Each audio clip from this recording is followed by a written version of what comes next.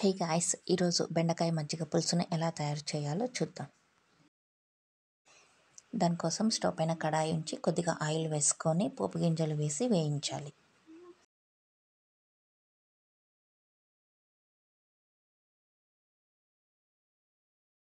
అందులోనే ఎండుమిరపకాయలు, కరివేపాకు కూడా వేయాలి. తర్వాత పెద్దగా కట్ చేసుకున్న ఆనియన్స్ని, బెండకాయలు కూడా వేసి వేయించాలి. ఇప్పుడు ఇందులో పసుపు, రుచికి తగ్గట్టు ఉప్పు వేసి మూత పెట్టి బెండకాయలు మగ్గే వరకు ఉంచాలి.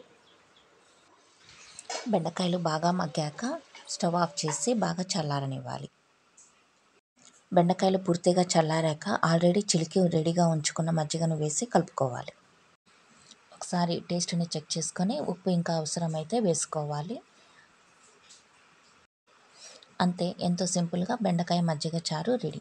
ఆఫ్టర్నూన్ లంచ్ టైంలోకి తీసుకుంటే చాలా లైట్గా ఉంటుంది. మీరు కూడా ట్రై చేసి ఎంజాయ్ చేయండి. Thank you.